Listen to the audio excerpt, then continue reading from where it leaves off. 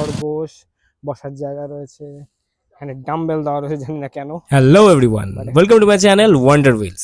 আমি সায়ন আর তোমরা দেখছো আমার রাইডিং ব্লগস। দিনটা হচ্ছে 9ই মে। বিটিএস টিমের সাথে সকল গ্রুপ মেম্বার নিয়ে আমরা চলেছি আমাদের সুতান ঝাড়গ্রামের রাইডের উদ্দেশ্যে। খন্ডরানী লেকে সাইট সিইং করে নেওয়ার পর আমরা কিন্তু সেই আমাদের স্টেট দিকে কন্টিনিউ করলাম জার্নিটা।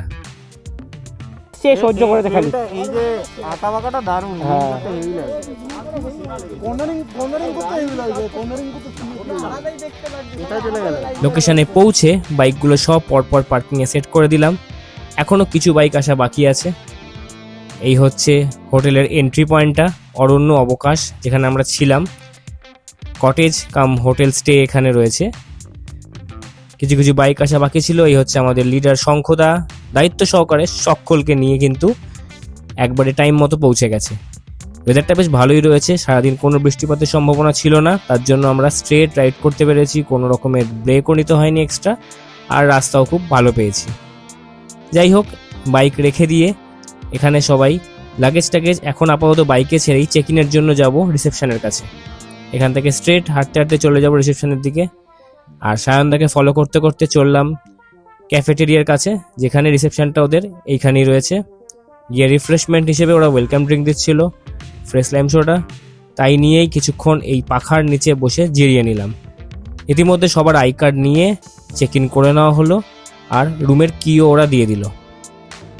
এই হচ্ছে ওয়েলকাম ড্রিঙ্ক। দেন চলো বাইরে যাওয়া যাক।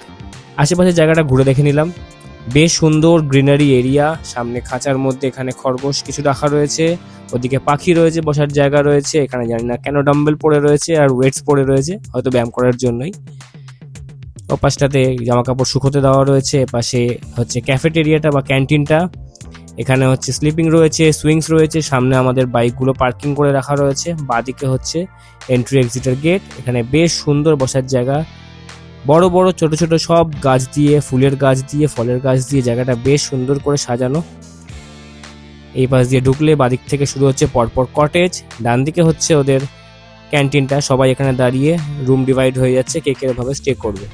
এই হচ্ছে সুন্দর রুমের প্রাঙ্গণটা, সামনে বসার জায়গা রয়েছে। আর এবার দেখে নেওয়া যাক রুমটা। স্বর্ণদ্বীপ লিড করছে, বাইরে এরকম সুন্দর একটা উঠোন, গেট খুলে ভেতরে ঢুকতেই এখানে একটা বেশ বড় বেড রয়েছে। এটা অ্যাকচুয়ালি 4 বেডের রুম, 4 জন থাকা যাবে। কোনো একটা আলমারি দেওয়া রয়েছে, ওপরে ফ্যান চলছে, আর দিকটা টিভি রয়েছে, ছোট টেবিল, দুটো চেয়ার, ওপরে এসি, সামনে একটা জানলা রয়েছে, আর আয়না, সেটা তো মাস্ট। এখানে একটা আয়না রয়েছে। এবার চেক করে নেবো ওয়াশরুমটা। আর ওয়াশরুম দেখে আমরাই নয়, সকলেই অবাক। এত বড় একটা ওয়াশরুম, যেটা একটা বেডরুমের মাফিক বা পুরো একটা হল রুমের মাফিক। যাই হোক, এরপরে রয়েছে ওখানে গিজার পয়েন্ট করা রয়েছে, এদিকে একটা আয়না, নিচে বেসিন, ওদিকে গিজারের পয়েন্ট রয়েছে। আর এই হলো বাথরুমের ফুল লুক, বেশ ক্লিন অ্যান্ড নিট রয়েছে ওদিকে। এই হচ্ছে ফুল রুমটা, বেশ স্পেশিয়াস। আমাদের লাগেজও আমরা রেখে ইজিলি অনেকটাই জায়গা পেয়েছিলাম। এখানে আমি, শঙ্খদা আর স্বর্ণদ্বীপ 3 জনে থাকবো। এই বাইরে বেরিয়ে এলাম, বাদিকে পরপর সব আমাদেরই কটেজ রুম, আর ডান দিকে এখানে সুন্দর বসার জায়গা, ওখানে সপ্তর্ষি আর যুবরাজ ওই পাশের রুমটাতেই রয়েছে। এখানে বসে আমাদের আড্ডা শুরু হয়ে যাবে একটু পরে। যাই হোক, এরপরে ফ্রেশ হয়ে নিয়ে গেলাম ক্যান্টিনের দিকে খাওয়া দাওয়ার জন্য। খাওয়া দাওয়াটা আমাদের প্যাকেজেই ছিল, তো সেই হিসেবে খাওয়া দাওয়া এখন শুরু হয়ে গেল।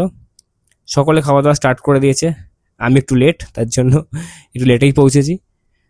গিয়ে আমরা এবার খাওয়া দাওয়া শুরু করে দেবো। সকলে এখন খাওয়া দাওয়ার টেবিলই আড্ডা চলছে। তো আজকের এখানে রয়েছে আমাদের ভেজ থালি। প্রথমত বেশ সুন্দর করে ডেকোরেশন করে সাজানো হয় থালিটা, দেখতেই পাচ্ছি। ভাত, ওদিকে স্যালাড, পোস্ত দিয়েছে, সুন্দর পাতায় মোড়া একটা বাটি, ইউনিক জিনিস দেখতে পেলাম, যেটা ইভেন খেতেও খুব ভালো লাগছিল এই বাটিটার মধ্যে।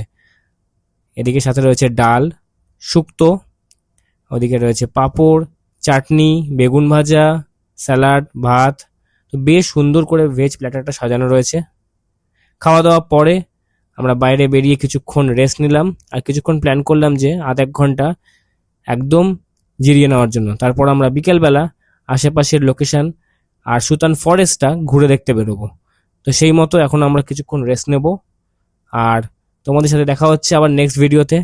থ্যাংক ইউ সঙ্গে থাকার জন্য, সকলকে অনেক অনেক ধন্যবাদ এত ভালোবাসা দেওয়ার জন্য। 200 সাবস্ক্রাইবার কমপ্লিট হয়ে গেছে আমার। এভাবেই সঙ্গে থাকো, ভিডিও দেখতে থাকো। এরকম অনেক রাইডিং ব্লগস আর মোটো ব্লগস নিয়ে তোমাদের কাছে আবার আসছি। আর কোনো রকমের কোয়েরি থাকলে নিশ্চয়ই কমেন্টে জানাও। Like, subscribe. Thank you everyone, bye by.